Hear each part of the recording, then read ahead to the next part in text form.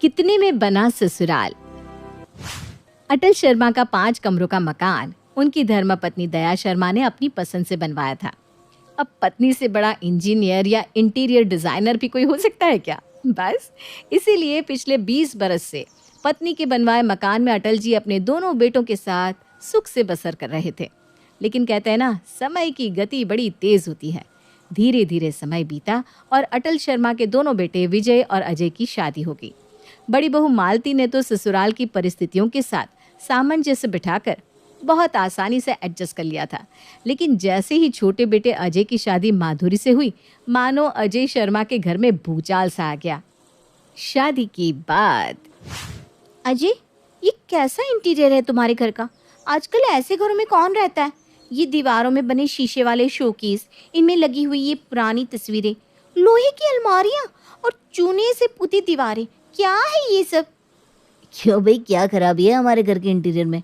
हम तो सालों से इस घर में रह रहे हैं और तुमसे पहले भाभी भी इसी घर में दुल्हन बनकर आई थी, लेकिन उन्होंने तो कभी घर में कोई कमी नहीं निकाली। और हाँ, चूना नहीं, डिस्टेम्पर है ये। डिस्टेम्पर इज न्यू चूना माय डियर हस्बैंड। अरे इतने अच्छे अच्छे पेंट है बाजार में और आपने ये नीला रंग पुतवा रखा है पूरे घर में। और रही भाभी की बात, तो वो तो अपने अपने टेस्ट और नॉलेज की बात होती है। अब उन्होंने ऐसे ही घरों में रहकर अपनी लाइफ बिताई होगी तो उन्हें ये घर अच्छा लग रहा होगा, लेकिन मेरी बात अलग है। I have a class. क्या नाटक है ये माधुरी? शादी को 4 दिन हुए नहीं कि तुम्हारा ये क्लास और टेस्ट का ड्रामा चालू हो गया। देखो, शादी के बाद लड़कियों को ससुराल के हिसाब से एडजस्ट करना ही पड़ता है। इस बात को तुम जितना जल्दी समझ जाओ, तुम्हारे लिए उतना ही अच्छा है। देखो अजय, तुम क्लास 1 ऑफिसर हो, बड़े भैया भी अच्छी खासी जॉब में हैं, लेकिन हमारा घर, इसे देखकर कौन कहेगा कि ये फर्स्ट रैंक ऑफिसर का घर है? ये रंग बिरंगी भड़कीले पर्दे, दीवारों पर चूना, अरे ऐसे कौन रहता है यार? अच्छा, तुम ये बताओ अब मुझसे क्या चाहती हो? यही कि बाकी घर का आप लोगों को क्या करना है ये आप लोग देख लो, लेकिन मुझे अपने कमरे का रिनोवेशन करवाना है। मैं इस कमरे में नहीं रह सकती। देखो, माँ ने बड़े प्यार से घर बनवाया था, उन्हें इस घर की एक एक ईंट से लगाव है, इसलिए मैं पहले माँ से बात करता हूँ। अगर माँ को कोई एतराज़ ना हो तो तुम अपने कमरे में रेनोवेशन करवा सकती हो। माँ, आपकी बहू चाहती है कि वो अपने कमरे को अपनी पसंद के अनुसार थोड़ा बदल दे। अगर आप बुरा ना मानो तो मैं उसके लिए एक कमरा उसकी पसंद से तैयार करा दूँ। अरे ऐसी क्या समस्या है उसके कमरे में जो उसे मरम्मत करानी है? तुम्हारी शादी से पहले ही तो पुताई कराई थी उसकी मैंने, चमक रहा है बिल्कुल। अरे माँ, करने दो ना उसे उसकी पसंद के हिसाब से। अब आप देखो, रहना तो उस कमरे में उसी को है, अपनी पसंद के हिसाब से सजा लेगी तो उसे भी अच्छा लगेगा। और हाँ, आप चिंता ना करो, मैंने पहले ही उसे मना कर दिया है कि सिर्फ अपने ही कमरे के साथ छेड़छाड़ करे। बाकी का घर जैसा है वैसा ही ठीक है। अच्छा चलो ठीक है, तू इतना कह रहा है तो कर लेने दे बहू को अपनी पसंद के हिसाब से। माँ से हरी झंडी मिलती ही अजय ये माधुरी को बताता है। ठीक है, बाकी के कमरों से मुझे क्या मतलब? मेरा कमरा मेरी चॉइस के हिसाब से तैयार हो जाए, बाकी आप लोग जैसा रहना चाहे वैसे रहे, मुझे कोई प्रॉब्लम नहीं है। अच्छा, सबसे पहले मुझे ना इस कमरे के पर्दे चेंज करना है, सबसे ज़्यादा तो वही मेरी आंख में चुभ रहा है। अगले दिन दोपहर में, अरे माधुरी कहाँ जा रही हो? आपको माँ जी ने बताया नहीं क्या? मैं अपने कमरे का मेकओवर कर रही हूँ, इसलिए पर्दे खरीदने जा रही हूँ।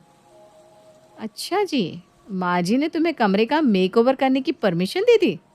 मैं अपने कमरे में किसी भी रंग के पर्दे टांगूं, इसमें माँ जी को क्या परेशानी हो सकती है? प्यारी देवरानी जी, अभी तुम्हें पता ही कहाँ है कि सासों को कभी कभी बहू के सांस लेने से भी दिक्कत हो जाया करती है। तुम तो फिर भी उनके घर के साथ छेड़छाड़ कर रही हो। अब अरे मेरे कहने का मतलब है कि माँ जी को सच में तुम्हारे पर्दे बदलने से कोई परेशानी नहीं हुई?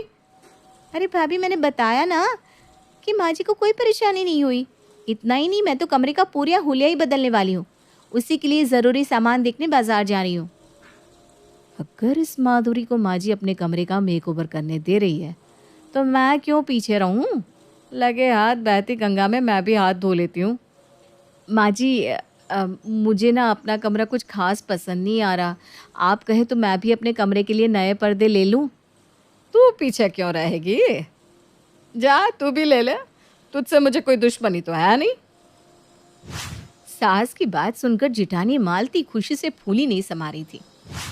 अब अगर माँ जी ने परमिशन दे ही दी है तो पर्दे ही नहीं, मैं तो अपने कमरे का पूरा मेकओवर कर डालूंगी। अब जो भी मेरा कमरा देखेगा ना, माधुरी के कमरे को भूल ही जाएगा। लेकिन पहले इस माधुरी को पर्दे लाने देती हूँ। देखो तो सही महारानी कैसे पर्दे लेकर आती है। बहुत टेस्ट टेस्ट चिल्ला रही थी ना, हम भी तो देखे क्या टेस्ट है हमारी हाई क्लास देवरानी का। कुछ देर बाद माधुरी जब बाजार से पर्दे लेकर आती है तो मालती भी बहाने से उसके कमरे में पहुंच जाती है। देखो तो कैसे पर्दे लेकर आई हो तुम अपने कमरे के लिए। ये डार्क कलर के रंग बिरंगे पर्दे ना एकदम चीप लगते हैं दिखने में, इसीलिए मैं पेस्टल शेड्स के पर्दे लेकर आई हूँ। बताइए कैसे है? अरे वाह, तुम्हारी पसंद तो एकदम मुझसे मिलती जुलती है, लेकिन फिर भी ना इतनी अच्छी नहीं है जितनी मेरी। वो क्या है ना, मैं भी अपने रूम के लिए पर्दे लेने के लिए जाने वाली थी।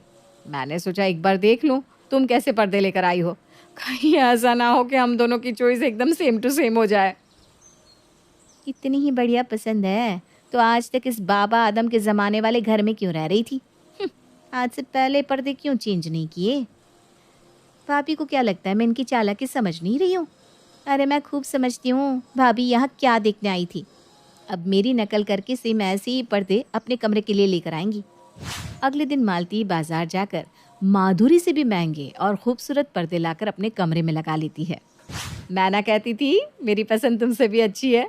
मेरे कमरे में जाकर देखो मैं कितने खूबसूरत पर्दे लेकर आई हूँ।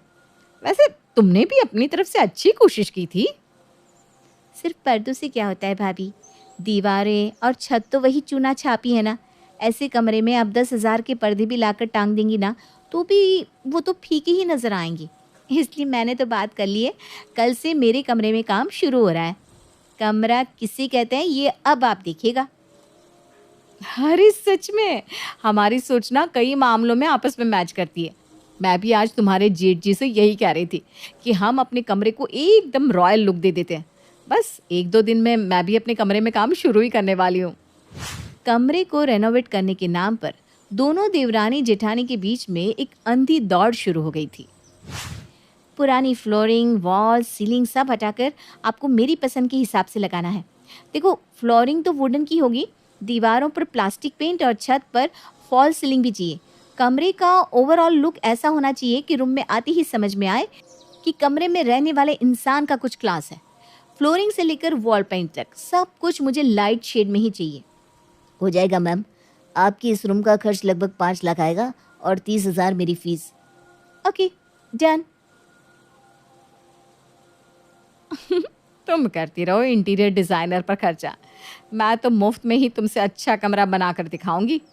लगभग 20 दिन से दोनों देवरानी जेठानी के कमरों में काम चल रहा था, जिससे घर में सबको बहुत डिस्टर्बेंस हो रहा था। अरे भाग्यवान, एक कमरे में ऐसा क्या कुआं खुदवा रही है दोनों कि काम खत्म होने का नाम ही नहीं ले रहा। हॉल में पूरा कचरा फैला रहता है। हमारे कमरे में दोनों बेटों का सामान भरा हुआ है और ऊपर से दिन भर यह खट खट सुनकर मेरा दिमाग सुन हो गया है। अरे अब ख़त्म कराओ ये काम। मैं मेहमानों के कमरे में सो रहा हूँ और हमारे कमरे में बहू बेटों ने कब्जा जमा रखा है। अरे क्या बताऊं, जब से ये छोटी आई है ना, इसने पूरे घर का नक्शा बिगाड़ के रख दिया है। एक तो पूरा घर अस्त व्यस्त हो गया है, ऊपर से पानी की तरफ पैसा बह रहा है वो अलग। समझ में नहीं आता इन दोनों के कमरे ना हुए बिरबल की खिचड़ी हो गई कि काम चलता ही जा रहा है, ख़त्म ही नहीं हो पा रहा। अरे माधुरी, बंद करवाओ ना अब ये सब काम। थक गया हूँ भाई मैं ये खटखट सुनते सुनते। पूरा दिन ऑफिस में दिमाग खपा कर आने के बाद घर में भी ज़रा सा सुकून नसीब नहीं होता। पहले तो सिर्फ दिन में ही खटखट होती थी, अब तो रात में भी तुम्हारे कमरे में काम चल रहा है। बंदा कब और कहाँ जाकर सोए। अरे आप ही लोग दिन भर चिल्लाते हैं ना कि काम कब खत्म होगा, कब खत्म होगा। यही कारण है कि हमने काम जल्दी खत्म करने के लिए रात में भी काम चालू कर दिया है। देखिए अब चिंता करने की कोई बात नहीं है, जल्दी दोनों कमरे बनकर तैयार हो जाएंगी। 1 सप्ताह के बाद देखो ना विजय, हमारा कमरा बनकर तैयार हो गया। कितना खूबसूरत लग रहा है ना, ऐसे लग रहा है जैसे किसी 5 स्टार होटल का कमरा हो। अब बताओ अपनी पत्नी की पसंद की दाद दोगे या नहीं? अच्छा बिल्कुल सच सच बताना, हमारा कमरा ज़्यादा अच्छा लग रहा है या फिर माधुरी का? देखो कमरा तो तुमने बहुत अच्छा तैयार करवाया है, ये तो मैं मानता हूँ। लेकिन माधुरी ने जो कमरे में अटैच बाथरूम करवा लिया ना, उससे उनके कमरे का लुक थोड़ा ज़्यादा रीच हो गया है। आपकी बात बिल्कुल सही है। आजकल अटैच बाथरूम होना बहुत ज़रूरी हो गया है। अब अच्छा थोड़ी ना लगता है कि कमरे से बाहर निकलकर बाथरूम यूज़ करने के लिए जाओ। मैं माँ जी से बात करती हूँ, अब मुझे भी अटैच बाथरूम चाहिए। अरे भाग्यवान, कैसी बात करती हो? मम्मी उसमें क्या करेगी? घर में जगह ही कहाँ है तुम्हारे लिए अटैच बाथरूम बनवाने की? मुझे कुछ नहीं पता, जैसे माधुरी का अटैच बाथरूम दिया है मुझे भी अपने लिए अटैच बाथरूम चाहिए। माँ जी, ये तो सरासर नाइंसाफ़ी है ना कि आपने माधुरी को अटैच बाथरूम बनवा दिया और मेरा कमरा ऐसे ही रह गया। मैं कुछ नहीं जानती, अब मुझे भी अटैच बाथरूम चाहिए। अरे एक ही बाथरूम है तुम दोनों के कमरे के बीच में, तो वो किसी एक के कमरे में ही अटैच हो सकता था ना। और अटैच करने से ना करने से क्या फ़र्क पड़ता है बेटा? पहले ही घर में 3 बाथरूम है, दिक्कत की कोई बात नहीं है। दया अपनी तरफ से मालती को बहुत समझाती है, लेकिन मालती के बार बार जिद करने के कारण उसकी सास अपने कमरे में से एक छोटा सा बाथरूम निकालकर बड़ी बहू को भी बाथरूम दे देती है। अब तो खुश है ना तू? मेरे कमरे का हुलिया बिगाड़ दिया, लेकिन तुम दोनों का महल चमकना चाहिए। अब बस बंद कराओ इस शाही महल का निर्माण। माँ जी, वैसे आपके कमरे में से ज़मीन लेकर बाथरूम बनवाना मुझे अच्छा तो नहीं लग रहा था, लेकिन आपको पता है ना, इतना खर्चा करके मैंने कमरा तैयार करवाया है और बिना अटैच बाथरूम मेरा कमरा बिल्कुल वैसे लग रहा था जैसे बिना तड़के की दाल। अगले दिन, अरे भैया, ये कमरों का रिनोवेशन ना हमें बहुत भारी पड़ गया। सच में मुझे तो ऐसा लगता है कि इतने पैसों में हमने पूरा घर रिपेयर कर लिया होता, जितने पैसों में इन्होंने सिर्फ 2 कमरे तैयार किए हैं। ठीक कह रहा है छोटे, तो मैं भी आज बिल देख रहा था। अरे तेरी भाभी ने एक कमरे पर 5.5 लाख रुपए खर्च कर दिए। भैया अब क्या बताऊं आपको, माधुरी कौन सा भाभी से कम है। मेरा भी लगभग इतने का ही बिल बना है। मैंने तो लोन लेकर इसके लिए कमरा तैयार करवाया है। अब तो मुझे बस पर्सनल लोन की किस्तें भरने की चिंता सता रही है। अरे छोटे, किश्तों के पैसे तो मैनेज करने ही पड़ेंगे। मैं तो आज ही सबको बोलने वाला हूँ कि अगले 2 साल तक किसी के लिए नया कपड़ा नहीं आने वाला। इतना ही नहीं, घर के खर्च में भी कटौती करनी पड़ेगी, तब जाकर ये खर्च मैनेज होगा। बिल्कुल ठीक बोल रहे हैं भैया आप। सुनो माधुरी, कान खोल कर सुन लो। अगले 2 साल तक ना बाहर जाना है, ना होटल में खाना है, ना नए कपड़े, ना गहने। किसी भी चीज़ का नाम लिया तो मुझसे बुरा कोई नहीं होगा। ठीक है ना, आपने मेरी बात मानकर रूम तैयार करवा दिया, तो मैं भी आपकी बात मानकर अगले 2 साल तक ना कहीं जाने का नाम लूँगी, ना नए कपड़े और ना नए गहने। अब तो खुश है ना आप? अचानक दरवाजे की घंटी बजती है और दया जाकर दरवाज़ा खोलती है। नमस्ते बहन जी, हम आपके नए पड़ोसी हैं। कल हमारे यहाँ गृह प्रवेश की पूजा है, बस उसी के लिए निमंत्रण देने आई थी। अरे बहन जी, आप पहली बार हमारे घर आई हैं, अंदर आइए ना, एक गिलास पानी तो पीकर जाइए। जी जी, क्यों नहीं। अच्छा, ये जो पड़ोस में मकान बन रहा था, ये आप ही का मकान है? जी, हमारा ही मकान है। काफ़ी दिनों से हमारे यहाँ काम चल रहा था, अब जाकर काम ख़त्म हुआ। अरे काम की तो बस पूछिए मत बहन जी, हमने तो सिर्फ 2 कमरे ही रिनोवेट करे हैं, उसी में इतना लंबा काम चला कि हम लोग तो खटखट सुनकर परेशान हो गए। शुक्र है भगवान का कि हमारा भी काम ख़त्म हो गया।